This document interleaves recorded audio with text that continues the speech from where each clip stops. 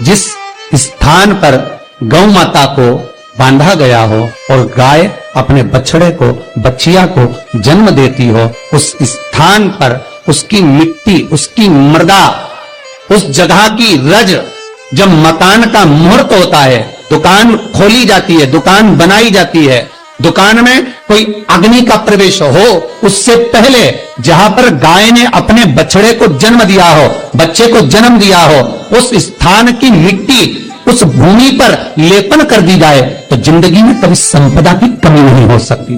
ये दूसरी मृदा स्कंद पुराण वर्णन करती है, धेनु मानस वर्णन करती। दूसरी गीता प्रेस गोरखपुर का गो अंक वर्णन करता है, जहां पर गौ माता बंदी हो, जहां पर गौ माता नित्य स्मरण करती हो और गाय के बच्चों का जन्म होता हो, और वो भी देसी गाय, देसी बच्चों को जन्म दे, विदेशी नहीं, जर्सी नहीं, हो देसी बछड़ा हो, देसी ही गाय।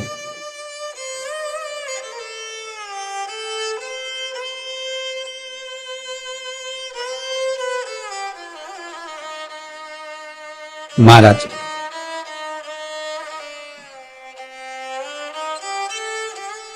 जहां पर गौ माता बंधती हो, गाय अपने बछड़े को जन्म देती हो, गाय अपनी बच्चिया को जन्म देती हो, उस जगह की मिट्टी बड़ी प्रबल होती है, बड़ी प्रखर।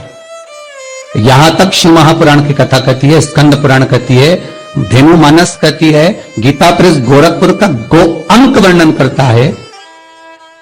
महाराज गौ माता के खुर, गौ माता के चरण जहां पर नित्य प्रति पढ़ते हो, नित्य प्रति पढ़ रहे हो, ताकि आप अपडेटेड रहें हमारे हर एक वीडियो से। चरण पड़ने पर गौ माता के खुर में से गोलोचनी निकलती है हमारे।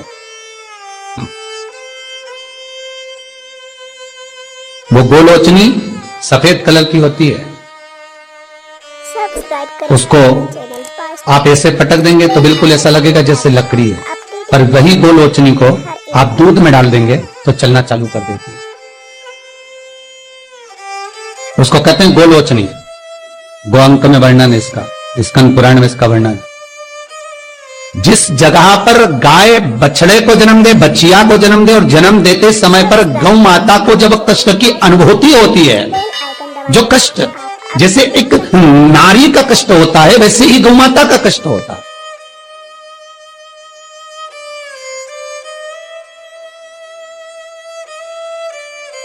और वो कष्ट के समय पर खुर में से गौलोचनी गौ माता के कष्ट को हरने के लिए प्रकट होती है। उस गौलोचनी का जिह्वा से गौ माता चाटन करती है, चाटती है, और चाटने के बाद जो बछड़ा जन्म देती है, उस बछड़े को अपनी जिह्वा से एक बार चाट लेती है।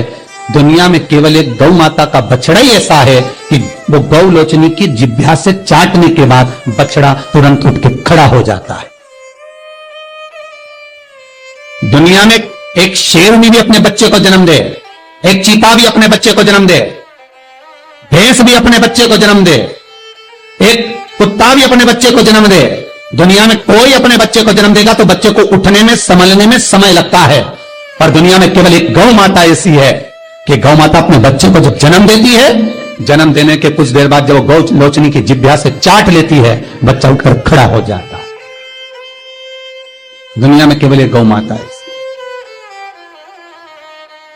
गौलोचनी ढूंढो, हम ये नहीं कहते कि तुम गौ माता के पांव में ढूंढना प्रारंभ कर दो, आप तो मत ढूंढो। गौलोचनी जहां गिरी है उस रज का भी बड़ा महत्व है, अर्थात गाय ने जहां बछड़े को जन्म दिया उस भूमि पर गौलोचनी पड़ी है, और वो गौलोचनी हमारे जीवन का सुख का अनुभव करा देती है। वो गौलोचनी हमारे जीवन का आनंद का अनुभव करा देती है।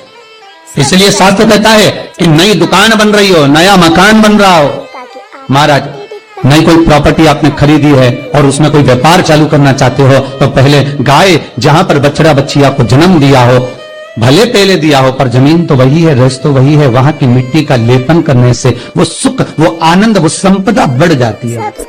यहां तक शिव महापुराण की कथा कहती है, स्कंद पुराण यहां तक कहती है कि मान लो कोई नया मकान आप बना रहे हो और वास्तु वाले को दिखा दिखा कर बनाया है, तो भी उसमें कोई कमी अगर रह गई, क्योंकि आज वास्तु वाला नहीं बोलेगा तो 15 दिन बाद दूसरे वास्तु वाले को दिखाओगे, वो कह देगा इसमें ये गलती है, तीसरे वास्तु वाले को लगा वो कहेगा वो गलती है। और जिस वास्तु वाले से मकान बन रहा है वो तो क्या मैंने बढ़िया सब देख कर होता है बनाया, एक एक वास्तु के हिसाब से बनाया, तुमने भले वास्तु के हिसाब से बनाया, तुमने भले वास्तु के हिसाब से बनाया, पर चैनल वास्तु जितने वास्तु वालों को बुलाओगे वो कुछ ना कुछ एब उसमें निकाल ही देंगे, ये पक्का वीडियो से निकालेंगे। तुम किसी को पत्रिका दिखाने चले जाओ, किसी को अपना हाथ दिखाने चले जाओ, तुम किसी से नक पूछने चले जाओ, तुम किसी वास्तुशास्त्री के पास चले जाओ, जब तक वो उसमें थोड़ा बहुत एब नहीं निकाले तो क्या मतलब कि उनकी राजनीति जो विद्या उसमें निकालना तो पड़ेगा ना। रहे हमारे हर एक वीडियो से। थोड़ा बहुत भय तो उत्पन्न करना पड़ेगा ना। पर शिव महापुराण कहती है कि शंकर के पास आने के बाद कोई भय की बात होना ही नहीं चाहिए, कुछ भी नहीं। सब्सक्राइब करें क्या दुख, क्या तकलीफ, क्या कष्ट, अगर शंकर का अनुमोदन कर रहे हो, शिव का स्मरण कर रहे हो, तो फिर सोचना नहीं है, जो होगा शंकर करेगा वो होगा।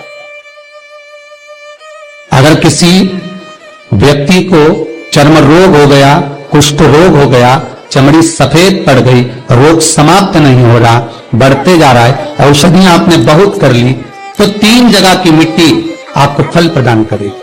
पहला सूर्य कुंड की मिट्टी, स्कंद पुराण सूर्य कुंड कहां पर है, तो कहा दतिया और झांसी के बीच में सूर्य कुंड निवास करता है।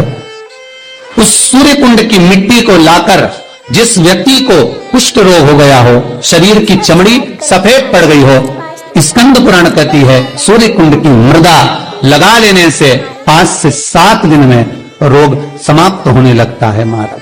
पर सूर्य को सर्वाधिक प्रियता क्या,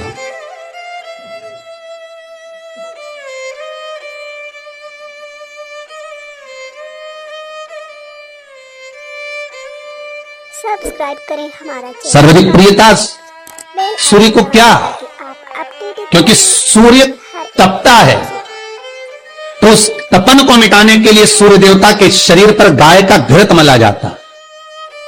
जैसे शनि को तेल लगाया जाता है, सूर्य को घृत मला जाता है। इसलिए सूर्य कुंड का एक नियम है कि सूर्य कुंड पर से अगर मिट्टी लेकर आते हैं, शरीर पर लगाने के बाद जब शरीर का चर्म रोग समाप्त हो जाए, सफेद चमड़ी अपने वापिस रंग में आ जाए, तब आप जितनी कामना कर आते हैं उतना घी उस सूर्य कुंड के पास में डालना पड़ता है। 1 किलो, 2 किलो, आधा किलो, 250 ग्राम, 25 ग्राम, 50 ग्राम, जो आपने कामना करी है उतना चढ़ाना, पर वो घी गाय का होना चाहिए। और उस घी का प्रयोग कोई नहीं कर सकता। इसलिए आज भी स्कंद पुराण में तो केवल सूर्य कुंड का वर्णन है, घृत का वर्णन है, पर स्थान आज भी झांसी और दतिया के बीच में जो सूर्य कुंड विराजमान है, आज भी वहां पर कुंड के पास में एक घी का कुआं है जिसमें घी डाला जाता है, पर उस घी का प्रयोग कोई दुनिया का व्यक्ति नहीं कर सकता। जो करता है वो शरीर में फपोले पड़ जाते हैं और बाद में सड़कर मर जाता है। हमारा channel Vastu fact, bell icon दबाएं ताकि आप अपडेटेड रहें हमारे घृत है पर गंध नहीं, घृत है। 3 जगह की मृदा जीव को सुख का अनुभव कराती है। पहला सूर्य कुंड। महाराज श्री शिवाय नमस्तुभ्यं, श्री शिवाय नमस्तुभ्यं, श्री शिवाय नमस्तुभ्यं। अगर आपको हमारा ये वीडियो पसंद आया तो प्लीज़ एक लाइक बटन दबा दीजिए, हमारे चैनल को सब्सक्राइब कर दीजिए और अपने दोस्तों के साथ शेयर कर दीजिए।